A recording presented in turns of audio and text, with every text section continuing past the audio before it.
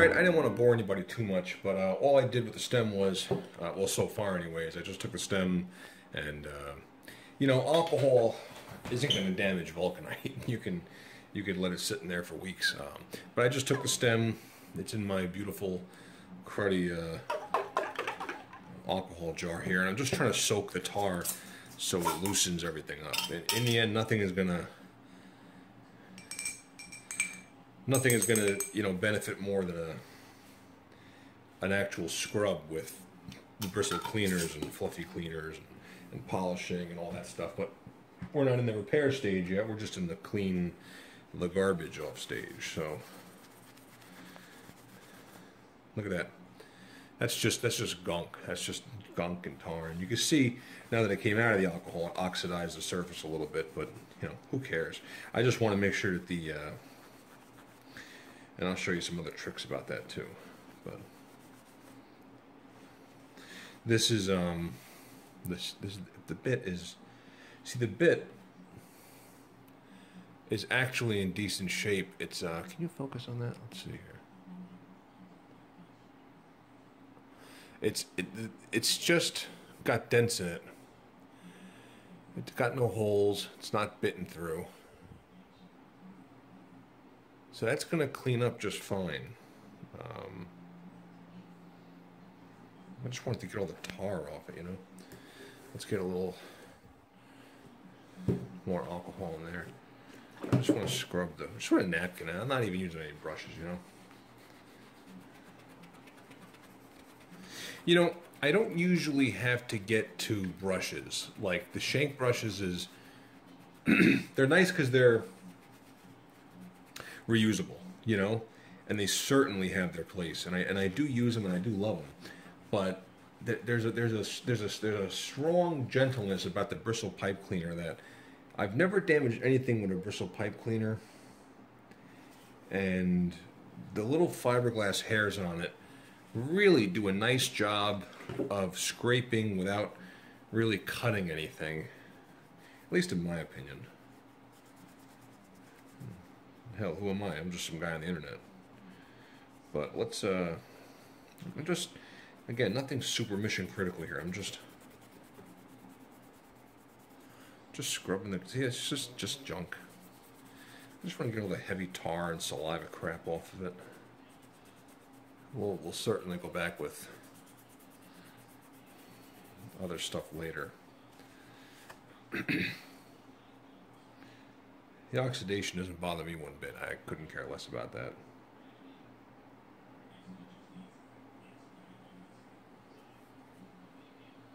Let's see here. Oh yeah, see, I can still feel the tar.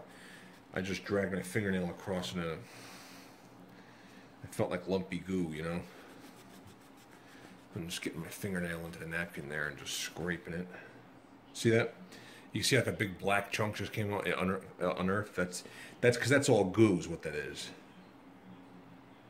So let's do a little more. You know, let's do another trick here.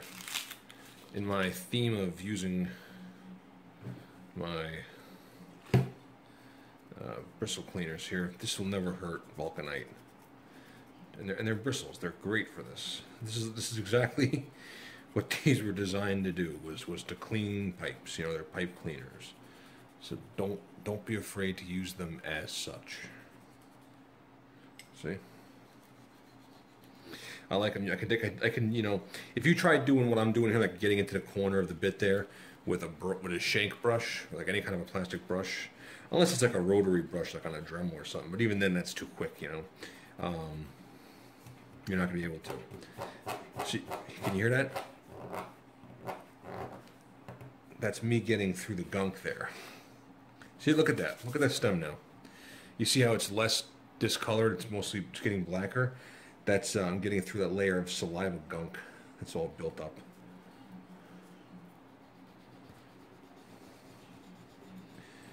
Well, this guy must have loved this pipe. That's something that I think about a lot when I'm cleaning a pipe that's really horrible and really beat up. You know, I think about how amazing a smoker it must have been. You know, this guy smoked this pipe 10 bowls a day probably for 20 years. You know what I mean? Like, I wonder if I'm going to get the same enjoyment out of it, or what magic lies within the briar. See that? See, that's mostly gunk that I'm taking up. Let me just take the chisel here. Just very gently, just scrape, see if any junk comes up here. Oh yeah, see all this brown? See that? That's just gunk. That's not even oxidation.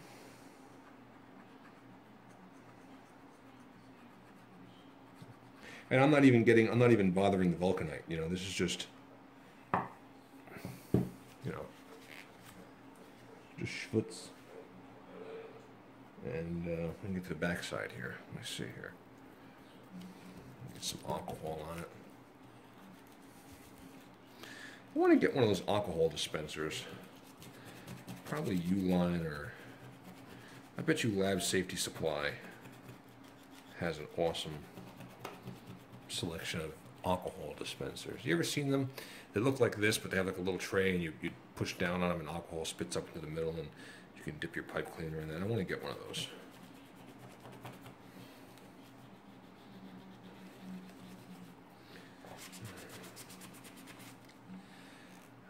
See, there's still a lot of gunk there. If I just do a very gentle pass with the chisel here. Look at that. See that? See that come up? Can you see that? Ugh. Ugh. Look at that. Look at that. You know what? I'm gonna go on macro shot for that. That's worth. That would be worth a macro.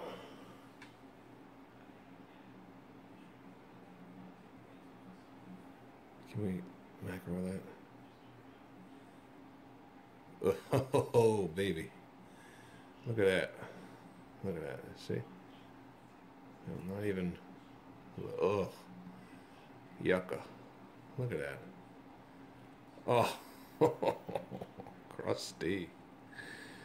Oh, man. Look at that.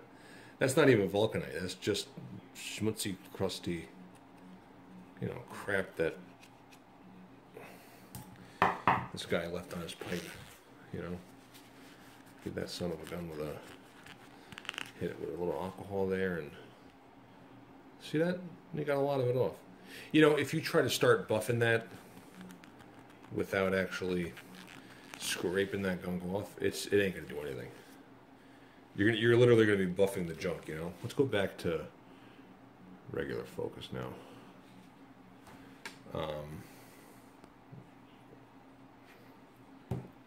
Just so I can make sure we focus on that. Okay, so that was that. Let's see if we can get a pipe cleaner through the inside.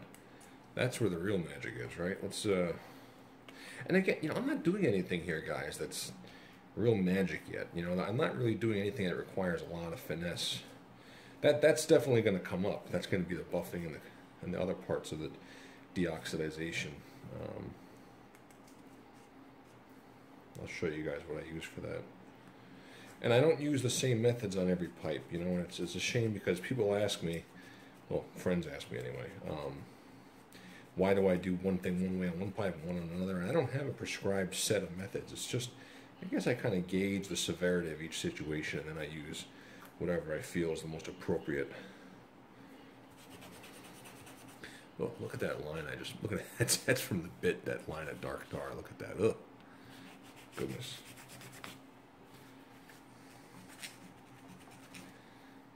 I know you guys can't see this, but I'm going to look through the stem just to see if I'm making my way through it here with some light. Hold on 1 second. I'm just scraping some junk off the bit. See that? It's not even rubber. It's just shit. It's hysterical, you know. Let me, see, I always shine a light through, and then I look through. And, you know, believe it or not, like, this pipe is actually smokable. I would not smoke from it yet, but it's certainly going to pass smoke now if I wanted to. These bristle cleaners, really, I mean, I go through a lot of them, but for the price you pay, and they do have a gentleness about them that I like. They're aggressive yet gentle. And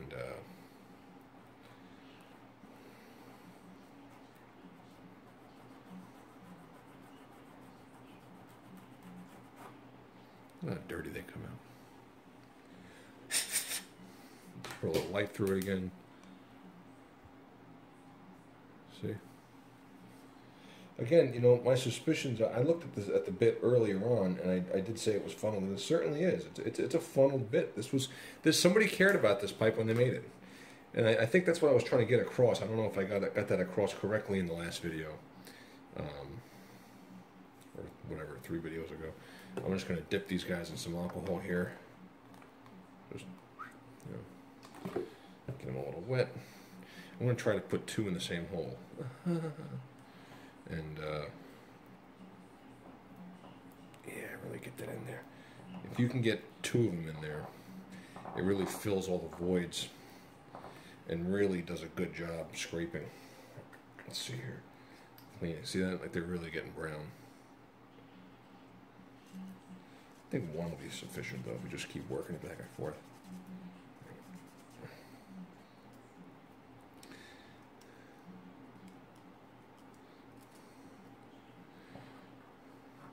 Yeah, it's funny, again, you know, I think about a lot of things when I'm working with pipes, and, you know, one of them is that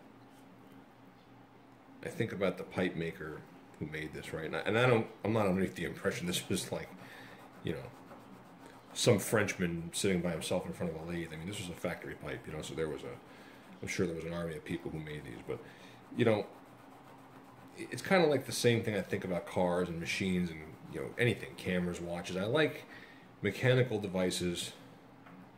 Again, for me, it's my opinion, I like to see machines live long lives. I don't like to see machines retired before they need to be. You know, if somebody made the effort to make something, hopefully the best they could, I like to see things last and function as long as they can. I want them to get every opportunity to live as full of a life as they can as a machine. And I'm not sure, just, you know, like these pipes, wow, that's actually really clean right now. I actually think I'm pretty much done on the stem. I mean, she is shiny and clean. And that was plugged up. I couldn't even get a pipe cleaner through it. I like to see machines get as long of a life as they can. You know, get as much of a term of use. You know, I want their contract of service to be long. And I don't know. And this is a simple machine. This is, you know, I don't even know if it's a machine, but it's a simple device or apparatus. And I just want it to be useful again, you know? I just want it to be useful. And there's no reason with a little elbow grease that it can't be.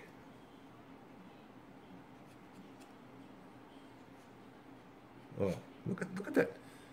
Look at all that crap that comes up off the stem. That's not oxidation, man. That is just spittle, food particles. Who knows what that is? I mean, look at it. Just look at that.